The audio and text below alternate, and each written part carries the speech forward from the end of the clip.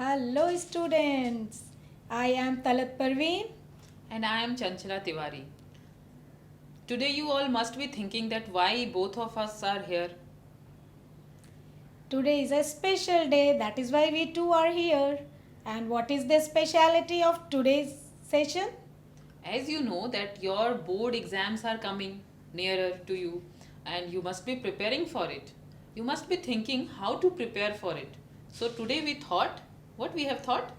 We have thought to give you some tips how to prepare for the board exams. Okay. So what we will explain them. We are going to explain regarding English subjects, and in English subject we are going to explain reading, writing, grammar and composition. Okay. Uh, so what is there in reading? Let me tell them what is there in reading. Yes, of course. So you all know that you have one book apart from Panorama. You have one book, Reader. So Reader is basically comprises of the reading section so that you can enjoy about it. उसमें जो total number of chapters हैं, there are total 7 chapters, and these chapters includes so many different stories, which when you will read, you will understand about the rural India. You will also understand about the urban India, and there are stories from different countries also, isn't it? Yes. So if you will read those chapters, you can enjoy reading. After reading, writing section is also there. So Talat, can you tell me or tell to our students what is there in the writing section? Of course. In writing section, it includes the textbook prescribed by SCRT Panorama. You know that. You have that book with you. Panorama has both prose and poetry section. You can have both the things, prose and poetry section. Poetry section has total 8 chapters, and you know that. All the chapters are read by you. Poetry section have total 8 poems. There in one more section for your enjoyment, that is read, think and enjoy. And what is this purpose? This is only for enjoyment, but it has 2 lessons. You know that, you have seen Panorama book. So this is all about writing section, and you know that one more important section is there, that is grammar section. So Chanchla, are you going to explain about grammar section? Yes, of course. Grammar is the backbone of English language. course. Without grammar, one cannot read or write or do anything in the English. So far as your syllabus is concerned, in grammar section, you have different parts which you need to focus on, like voice change, narration, subject verb agreement, prepositions, determiners, models, and they also have to focus on tense, spelling corrections, as well as on translation. Yes. These all things are there in the grammar section. And after grammar, composition is also there. Yes. So, Talat, can you explain them? Of course. So the composition includes unseen passage. Unseen passage, you know this, seen passage, unseen passage. But this is the most important in your exams point of view. And what is all about? Can you explain about unseen passage? Yes, sure, why not? So, unseen passages are the passages which you have not seen in your books. They are not, they are some they comprises some paragraph about common topic, and from that you have to read those passages, those paragraphs, and there will be some questions based on that paragraph itself. First आप उस paragraph को पढ़ो and then you read the questions, and फिर आप उस unseen passages का answer करना है. There you will have total 3 unseen passages जो कि नेक्स्ट सेगमेंट में हम लोग आपको बताएंगे. और भी इसके अलावा composition section also includes paragraph writing. So in paragraph writing there will be 4 options. There are total 4 options. एक क्वेश्चन होता है जो कि 5 मार्क्स का होता है. 4 options are there and students have to write about any one topic in a paragraph. Can you add something? Yes, I think they must practice a lot. They must have writing practice. You can write on any topic. Every day you write something, write 10 lines, 20 lines, according to your wish. You can take your own topic, and this can enhance your practice of writing paragraph. So this will help you a lot if you are going to practice in writing. The paragraph contains writing section, so you can have that writing practice. It can be seen in paragraph. If you're practicing writing, so how can you write paragraph? So there you have to write simple sentence, the concise sentence, and that simple sentence can be used. You can use in you have lots of grammar practice, so this will help you in writing paragraph. It must be short. There is no need of writing different long and lengthy sentences. You have short sentences, that is just like layman language you can use. So Talat, may I give one example? Okay. I think इनको ज़्यादा अच्छे से समझ हाँ, में आ बिल्कुल जाएगा. बिल्कुल. So paragraph writing basically I can give you one example like suppose you have to write on pollution. So paragraph writing में आपने पोल्यूशन के बारे में अगर आप जानते हैं, अगर सपोज आपने पढ़ा नहीं है बट फिर भी आपको आसपास आपने देखा है पोल्यूशन क्या होता है, सो पैराग्राफ में you have to make some sections. Introduction section, then body, then conclusion. Introduction में you can write about what it is about. जैसे जो भी टॉपिक है, if it is about pollution you can write about what is pollution. If it is about Mahatma Gandhi you can write who was Mahatma Gandhi. Yeah, they can choose their own and topic use also. simple sentences. Yes. एकदम बिल्कुल present, simple present tense of sentences जो कि बनाने में ज़्यादा difficult ना हो. Complex sentence use ना करें वो बेटर है. छोटे-छोटे हाँ, क्योंकि इंग्लिश में अक्सर बच्चों को लिखने में प्रॉब्लम होती है. सो आप छोटे छोटे सेंटेंस बनाएंगे तो मिस्टेक्स कम होंगी. Okay. And next is notice writing. Notice writing इन्होंने क्लास के पढ़ाने के इसमें इनको और भी बताया जाएगा जब भी राइटिंग सेक्शन ये करेंगे. और नोटिस राइटिंग में basically we are talking about the format of notice writing. You should know the format of notice writing. जब भी मार्क्स ओरिएंटेड भी पढ़ाई पढ़नी चाहिए, जब आप पढ़ रहे हैं सो मार्क्स कैसे मिलेंगे, so you should know the exact format of notice writing, isn't it? Yes. And notice writing is a very good scoring key for them actually. 5 marks के आते हैं and if they know the format they can easily get the marks. Get the good marks also. Yes. So okay, notice writing में जो है आप एक box बनाते हैं. उसमें कुछ चीज़ें हैं जैसे डेट, वेन्यू, प्लेस, ओकेजन, किस चीज़ के बारे में, ये चीज़ें अगर मेंशन करते हैं they can easily score the marks. And notice writing तो we will in detail discuss when we will teach them notice writing. Yes. So next is report writing. Report writing is also includes some kind of reporting. So report you must write. So notice writing is the key for scoring marks. And notice writing में जैसा कि आपने पढ़ा है already, उसका format क्या है, कितने टाइप्स के होते हैं. आप क्वेश्चन पेपर से नोटिस को कलेक्ट कीजिए, क्वेश्चंस को, isn't it? And क्वेश्चंस को कलेक्ट करके if they will keep practicing they can score very good marks. और उनके पास क्वेश्चन बैंक जो बोर्ड निकालता है उससे भी वो कलेक्ट कर सकते हैं. सारे नोटिस को कलेक्ट कर लें, वो एक जगह रखें और फिर उसका डेली वो प्रैक्टिस कर सकते हैं. That will be helpful for them. Yes. So next is report writing. So can you give some suggestions of report writing? Sure. So report writing is basically जैसा कि आपको बताया गया, रिपोर्ट मीन्स क्या होता है, कोई इंसिडेंट जब हो गया and after that when you are reporting it कि how it had happened. Report writing का सबसे बेस्ट एग्जांपल अगर आप न्यूज़पेपर पढ़ते हो तो न्यूज़पेपर में रिपोर्टिंग ही होती है क्योंकि incidents already happened, it had happened in the past and next day it's coming in the newspaper. So वो always in the, it is always in the past tense. अगर आपको समटाइम्स एग्जाम्स में जैसे आप कहीं घूम के आए हो तो उसके बारे में रिपोर्ट करना है, कहीं पे आपने कोई इंसिडेंट देखा, कुछ घटना घटी है, उसको आपको रिपोर्ट करना है. रिपोर्ट आप किसको करते हैं? समटाइम पीपल्स को करते हो, कभी आप डीएम को करते हो, कभी स्कूल में रिपोर्ट करते हो. So what you will say कि सर मैंने कल देखा था, कल वहाँ 2 बच्चे लड़ रहे थे, सो दे आर फाइटिंग. इस तरह से आप जब कर रहे हो तो यानी कि वो पास्ट टेंस में है, पास्ट में. सो रिपोर्ट राइटिंग के लिए आपको पास्ट सेंटेंसेस को प्रैक्टिस करना है. रिपोर्ट राइटिंग के लिए कोई न्यूज़पेपर्स को पढ़ते रहिए, आपको प्रैक्टिस होगा कि कैसे लिखा जाता है. That is the best way. And again that question bank is always there and they can always practice. और इनकी पैनोरामा बुक में भी एक रिपोर्ट राइटिंग का इन्होंने एक एग्जाम्पल देखा है, एक पोएम में. यस. थिनर देन अ क्रेसेंट में कैसे वो रिपोर्ट किया गया और इसको इन्होंने बहुत अच्छी तरह से लर्न किया हुआ होगा कैसे वो रिपोर्ट होता है. तो ये भी एक एग्जाम्पल है. You can take help from that also. course. Okay. And after that, speech writing is there. So, Yes. Talat speech में क्या करते हैं? Report तो past tense है और speech? स्पीच में हम जब किसी चीज़ को एक्सप्लेन करते हैं, आपने स्पीच कभी सुना होगा, स्कूल लेवल पे भी आप बच्चों ने भी स्पीच दिया होगा बहुत सारा।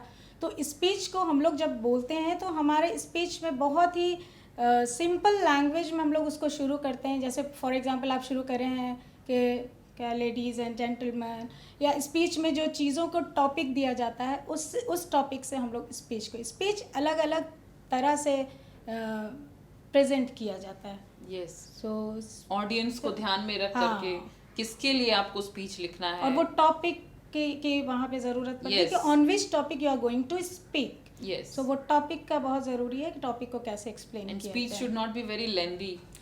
Of course, the writing section, it must be clear for them Yes. that the sentence should be simple for every writing section. Yes. Next one is letter writing, and letters, Talat, will you explain? Letters आपको पता है दो तरह के होते हैं, formal और informal. तो फॉर्मल लेटर, जब हम लेटर टू एप्लीकेशंस लिखते हैं ये हो जाएंगे फॉर्मल, और informal letter to friend, father, sister, mother, ये हो जाएंगे लेटर टू इनफॉर्मल। सो अब आप देखिए कि और कुछ tip, would you like to share some tips about letter writing में तो फॉर्मेट ही बेसिकली इम्पॉर्टेंट होता है। इसमें जो हेडिंग, सैल्यूटेशन, बॉडी और फिर कंक्लूजन Yes. जो आता है, आप किसको लिख रहे हैं उसका एड्रेस अगर फॉर्मल है तो एप्लीकेशन में जैसे to the principal, your school's name, फिर उसके बाद उसमें जो सब्जेक्ट है वो डालना इम्पॉर्टेंट है। अगर आपने फॉर्मेट भी सही तरीके से लिख दिया तो आपको 5 में से 3 मार्क्स तो ये भी जरूर एक स्कोरिंग मिल है। जाते हैं। बिल्कुल, Yes. फॉर्मेट फॉलो भी, अगर ये राइटिंग में तो मेनली ये तो फॉर्मेट पे ही पूरा बेस्ड है। तो अगर आप उस पूरे फॉर्मेट को फॉलो कर लेते हैं सिर्फ, तो भी आप मार्क्स 2-3 जो भी है आउट ऑफ 5 आपको मिल सकता है। Yes. So next is message writing. So देखते हैं मैसेज राइटिंग क्या है, बताइए। मैसेज तो आजकल व्हाट्सएप और फेसबुक पे लोग बहुत सारे मैसेजेस भेज रहे वेरी हैं। Much use. सो मैसेज में बेसिकली आपको देखना है कि वो छोटे लाइंस में हो, और छोटे लाइंस के अंदर आप कैसे ज़्यादा बात को कवर कर सकते हैं। जो मैसेजेस जनरली जो आपने अपने बुक में देखा होगा क्वेश्चंस में, कि आपको लिखना है कि आप कहीं बाहर जा रहे हो और आपको अपनी मम्मी के लिए एक मैसेज लिखना है कि mummy I am going somewhere और I will come late, at what time you are going to come, to home you are writing that message, किसको आप मैसेज लिख रहे हो, कब आओगे वापस, क्या करने के लिए जा रहे हो। ये जो 3 इन्फॉर्मेशन है, this 3 information are very important. ठीक है। एंड ये चीज़ अगर आपने अपने मैसेज में इंक्लूड कर दिया, उस पे लिखा, तो definitely you are going to score very good marks.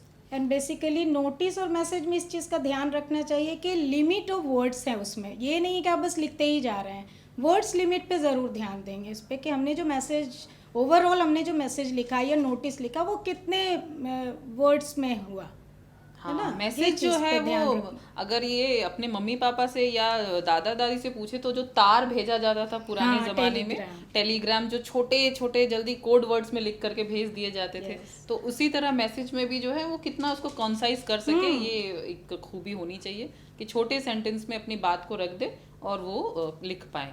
And it must be in a box. Yes, box एक is- फॉर्मेट का एक बहुत एसेंशियल पार्ट है, उसको बॉक्स में ज़रूर डालें। आप लोग मैसेज लिखकर बस छोड़ नहीं देना, उसको एक बॉक्स के अंदर कर देना है, तो फिर ये एक exact format follow. Notice and message दोनों में box is very important, box जरूर बनाना चाहिए।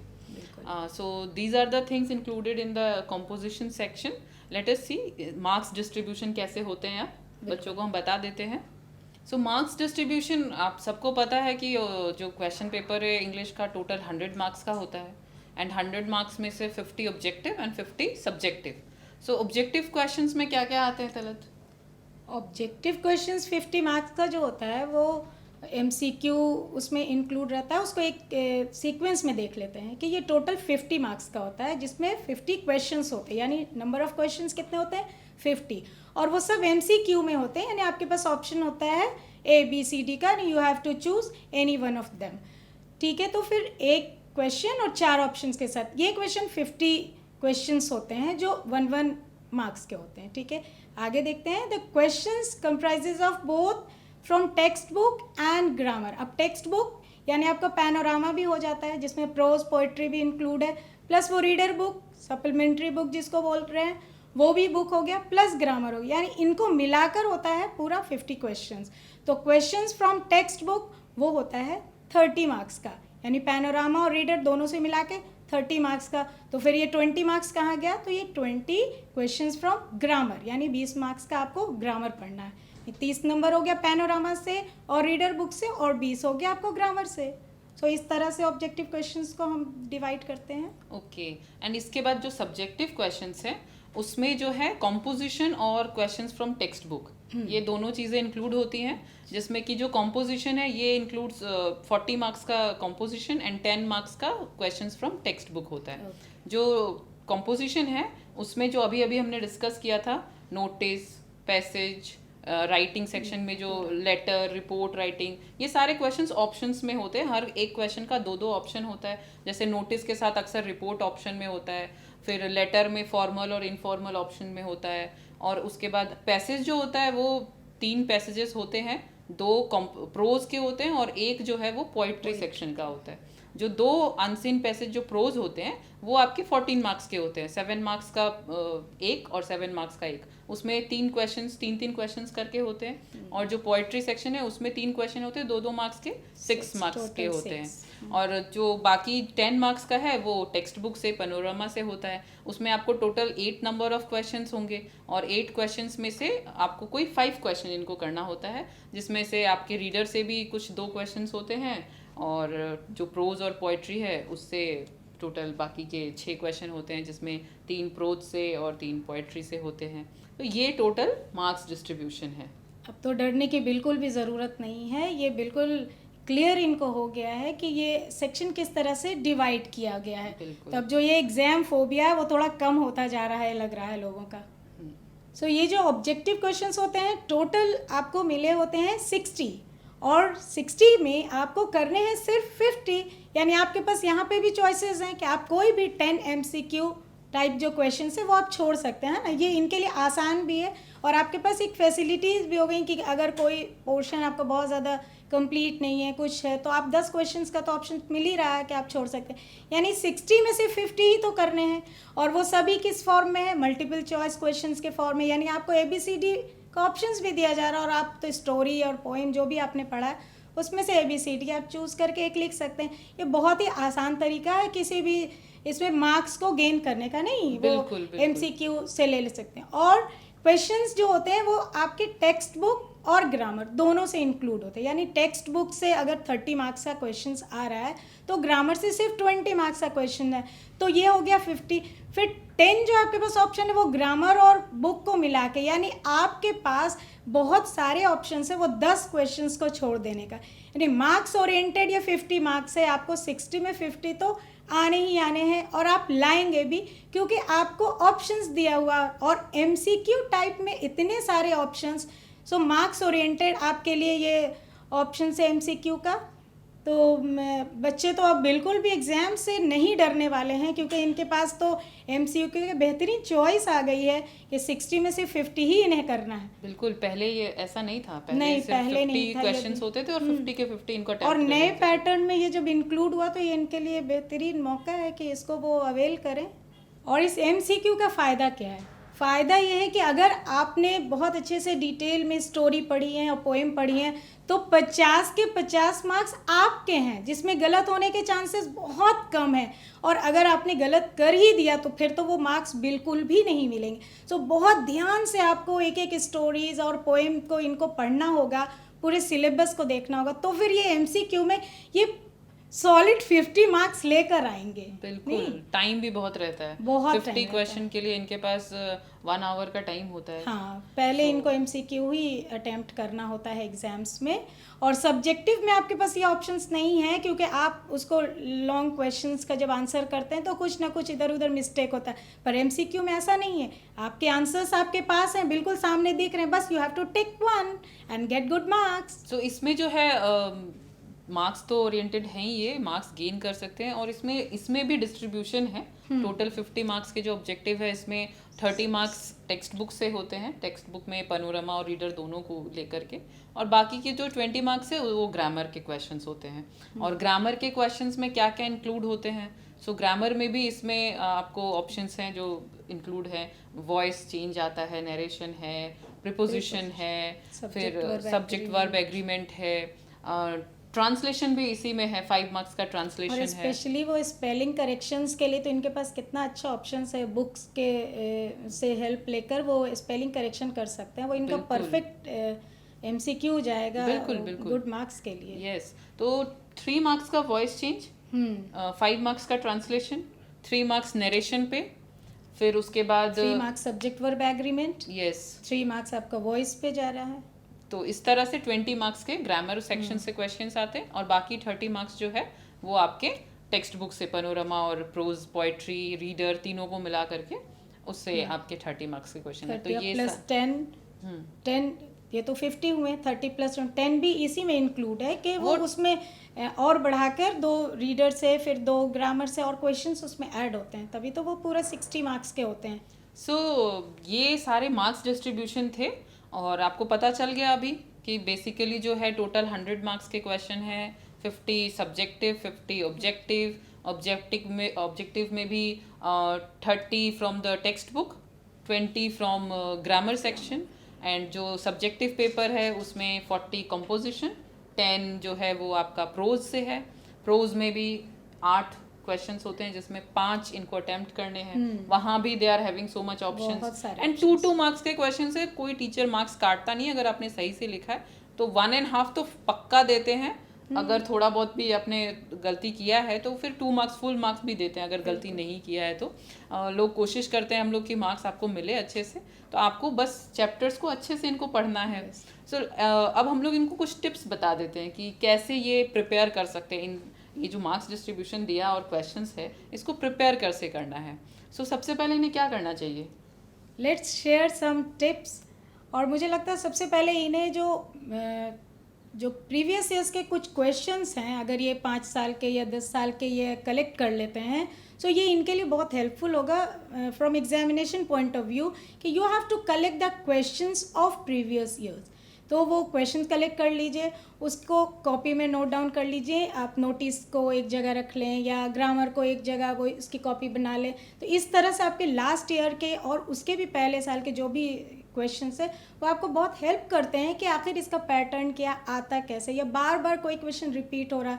सो आपके लिए ये भी तो एक सोर्स ऑफ गेटिंग मार्क्स हो गया कि चलो भाई पिछले साल के क्वेश्चन से हमको आइडियाज़ कलेक्ट हो रहे हैं कि क्या क्या आता है। तो मुझे लगता है ये भी एक अच्छा टिप्स है कि ये प्रीवियस ईयर का क्वेश्चंस कलेक्ट करके उसको बिल्कुल, अगर बच्चे 10 साल का क्वेश्चन कलेक्ट करेंगे तो इनको पता चल जाएगा कि 5 बार तो एक ही क्वेश्चन आया है, तो यानी कि जो प्रिपरेशन के लिए जो बहुत सारी चीजें प्रिपेयर करेंगे, इनको शॉर्ट आउट करने में आसानी होगी कि नहीं ये तो ज्यादा आता है, इसको चलो पहले प्रिपेयर करते हैं, इजंट इट? बिल्कुल, यस। उसके बाद जो मुझे लगता है कि इनको अपने जितने चैप्टर्स हैं उस सब के ऑथर के नाम तो पक्का याद कर लेने चाहिए, बहुत इंपॉर्टेंट है, क्योंकि जो क्वेश्चंस होते हैं उसमें मैक्सिमम 3-4 क्वेश्चंस तो यही होते हैं, who is the author of pace for living, who has written me and the ecology bit. तो अगर ये चैप्टर के ऑथर्स का नाम जान लेंगे, याद कर लेंगे, अगर नहीं याद होता रट लो, लिख लिख के प्रैक्टिस कर लो, ताकि इनको बहुत आसानी रहेगा कि 4-5 नंबर तो पक्का है कि ये इसी में से आना है ना।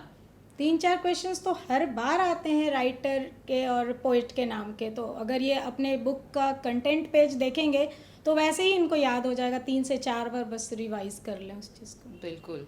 उसके बाद इन्हें और क्या, और बुक में क्या देखना चाहिए? मुझे लगता है जब ये बुक पढ़ते हैं थोड़ा इनको बुक को माइन्यूट पढ़ना चाहिए। जैसे बुक पढ़ते टाइम अगर इनको कुछ डिफ़िकल्ट वर्ड्स मिलते हैं तो वही डिफ़िकल्ट वर्ड्स को अंडरलाइन कर लें, क्योंकि ये फिर इनके MCQ में भी ये बहुत हेल्पफुल है कि इन जो MCQ आपको स्पेलिंग टेस्ट का आता है तो वो यही सब वर्ड्स होते हैं जो आप जो पैनोरामा या रीडर बुक पढ़ते समय आपको, स्टोरी पढ़ते समय जो आपको दिखते हैं, वही वर्ड्स को तो स्पेलिंग करेक्शन के लिए आ जाता है। तो एक तरफ से आपका रीडिंग हो रहा है, एक तरफ से आप डिफ़िकल्ट वर्ड भी अंडरलाइन कर रहे हैं और साथ में MCQ भी तैयार हो रहा है। सो आपको वो डिफ़िकल्ट वर्ड्स पे भी फोकस करना चाहिए, और आपका एमसीक्यू भी साथ में रेडी हो रहा है। जो और ये कहाँ से इनको मिलेगा डिफ़िकल्ट ये वर्ड्स? तो चैप्टर के एंड में, हर चैप्टर के एंड में इनको बिल्कुल। एक क्वेश्चन ही रहता है कि correct the spelling of the following words. और इनको ज़्यादा परेशान नहीं होने की ज़रूरत है बिल्कुल। कि बुक से हम कहाँ पे मिलेगा मुझे। आप चैप्टर बिल्कुल। पढ़ें, उसके बाद at the end of that chapter अगर चैप्टर से डिफिकल्ट वर्ड्स फाइंड आउट करने में प्रॉब्लम है तो आप सीधे चैप्टर के एंड में जाओ,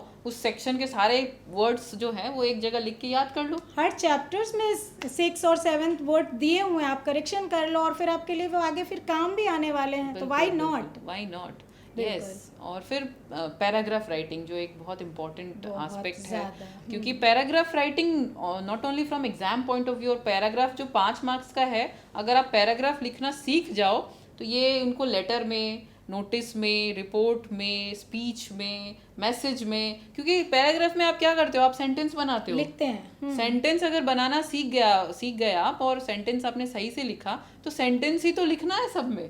तो इसलिए पैराग्राफ राइटिंग के लिए इनको स्पेसिफिकली ध्यान देना चाहिए। और ये जब चैप्टर इनको पढ़ाया भी जा रहा था तो how to frame the sentence भी कई बार हम लोगों ने डिस्कस किया, तो उससे भी वो हेल्प ले सकते हैं, चाहे वो ग्रामर से हेल्प ले लें, किसी राइटिंग सेक्शन से हेल्प लेते हैं तो, या जब ये चैप्टर पढ़ते हैं उसमें भी छोटे छोटे सेंटेंसेस बने होते हैं जिससे वो हेल्प ले सकते हैं कि पैराग्राफ राइटिंग में किस तरह से सेंटेंस फ्रेमिंग होता है। बिल्कुल। पैराग्राफ राइटिंग के लिए एक और ये कर सकते हैं कि सारे क्वेश्चंस जो इकट्ठा किए हुए हर रोज एक एक पेज सिर्फ लिखें, तो प्रैक्टिस एक अपने ऊपर भी अगर लिखें कि राइट अबाउट योर सेल्फ, छोटा छोटा sentence, my name is, I am from, I do this, they can also write their daily routine, of course, how they are going to diary में जो diary writing also is very important. So उससे develop हो सकता है इनका बहुत writing ज़्यादा, बहुत ज़्यादा, बिल्कुल। Yes. So there are other tips also.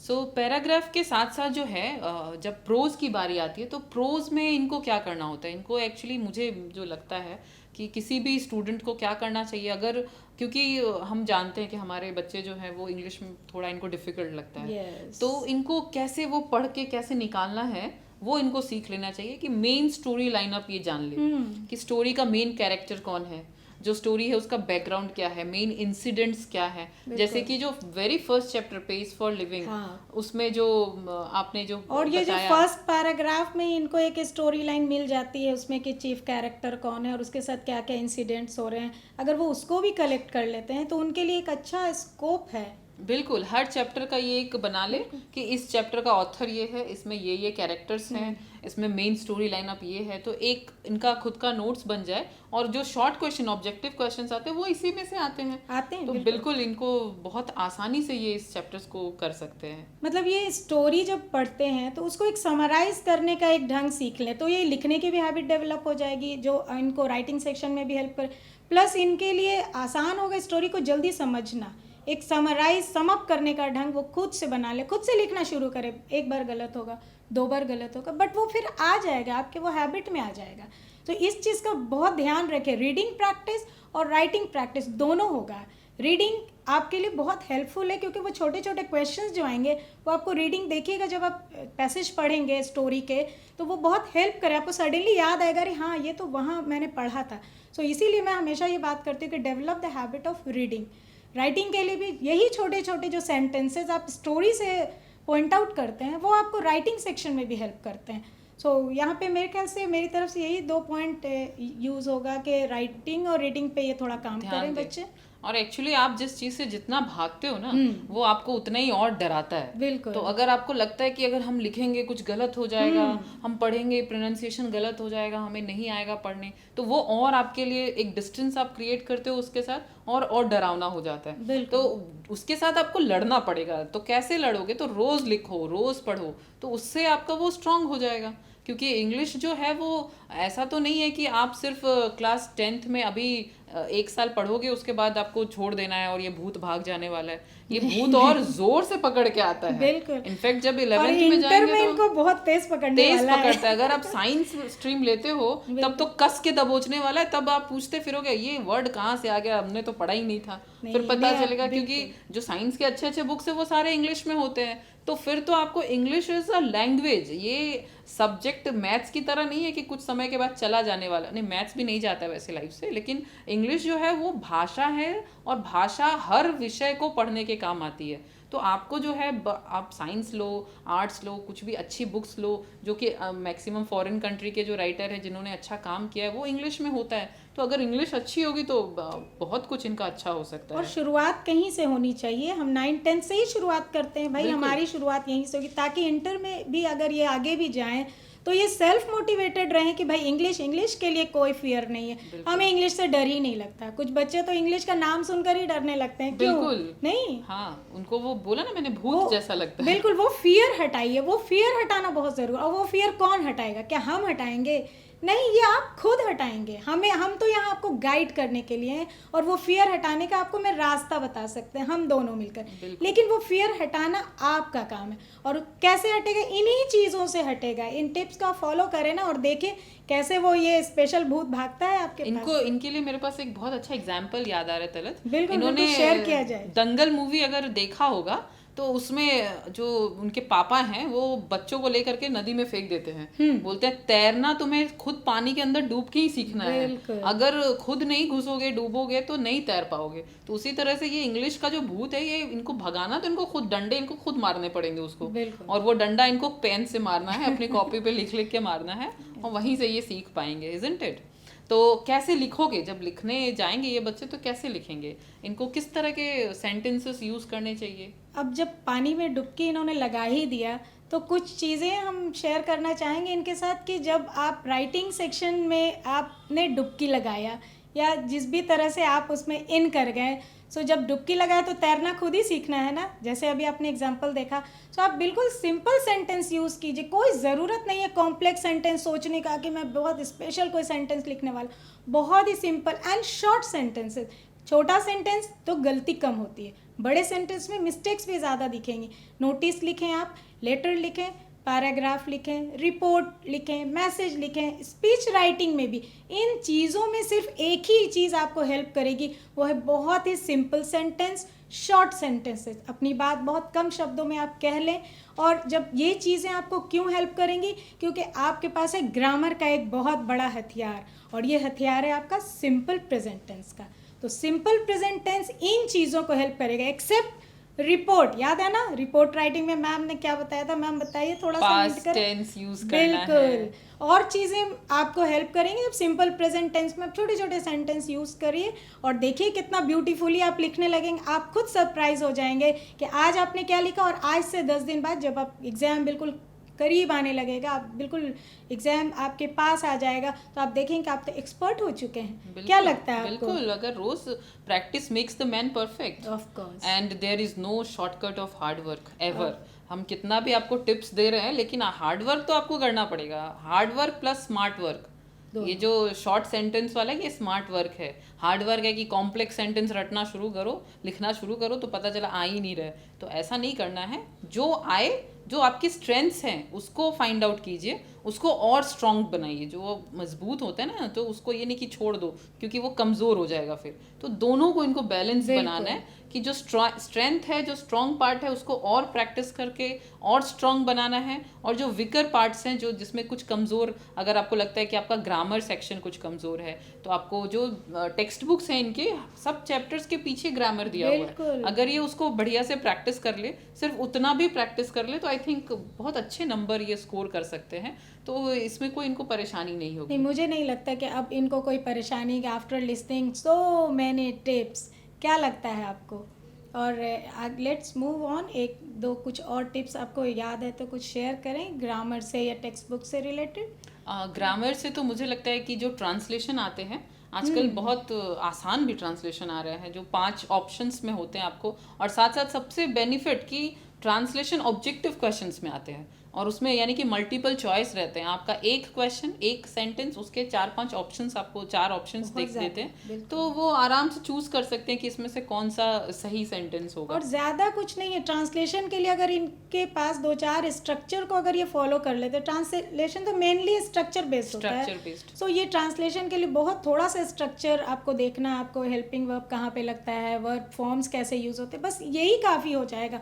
और आपके पास जब 4 ऑप्शंस दिखेंगे तो आप देखिएगा कि ट्रांसलेशन भी बनाना कितना आसान है आपके लिए। बिल्कुल बिल्कुल। आई थिंक इससे अब ये बच्चे इंग्लिश के डर से कुछ कम इनको डर लग रहा होगा। नहीं, अब तो मुझे नहीं लगता कि एग्जाम फोबिया जैसी चीज़ अभी कुछ बाकी रही है। नहीं, अब तो आई थिंक आप सभी बहुत अच्छे से तैयारी करोगे अब एग्ज़ाम्स की। आपको सब पता चल गया, मार्क्स पता चल गए, कौन से कितना मार्क्स आता है। और एक स्किप टिप मैं देना चाहती हूँ कि देखिए, जो मार्क्स डिस्ट्रीब्यूशन है ना, उसमें बहुत सारा स्कोप दिया हुआ है जहाँ से आप निकल सकते हैं। पतली वाली गली, जो 10 क्वेश्चंस एक्स्ट्रा मिल रहे हैं, बाकी में जो ऑप्शंस मिल रहे हैं वो पतली गलियाँ होती है जहाँ से आप मतलब ट्रैफिक जाम से जल्दी अगर पहुंचना है तो उन गलियों से निकल के पहुंच सकते हैं। जीपीएस लगा हुआ है जी, वहाँ से ये तैयारी, अगर जैसे कि स्पीच है और लेटर राइटिंग है या रिपोर्ट राइटिंग, उसमें ऑप्शन हमेशा अगर आता है तो आप देख सकते हो कि कौन, अगर नोटिस बहुत इजी है तो उस पर ज़्यादा स्ट्रेंथ दो, क्योंकि हर बार आता ही है आई थिंक। और ये पूरा जो क्वेश्चन पैटर्न है वो इतने सारे ऑप्शंस इन लोगों को दिए हुए Flexibility हैं, बहुत है। बिल्कुल बहुत ज़्यादा, और ये अपनी चॉइस से वो कर सकते हैं। बिल्कुल। इन्हें ये सेक्शन नहीं पसंद है या इस पे ये उतना ज़्यादा काम नहीं कर पाए, तो चलो भाई आपके पास ये अदर ऑप्शंस है, आप उस पे चले जाओ। Yes, so you have lots of options. और सबसे बड़ा ऑप्शन है कि अभी आपके पास टाइम है, 3-4 महीने आपके पास टाइम है। अच्छे से प्रिपेयर करो और अच्छे से आप तैयारी करिए। All the very best for your exams. Yes, so from both of us, all the best. Thank you.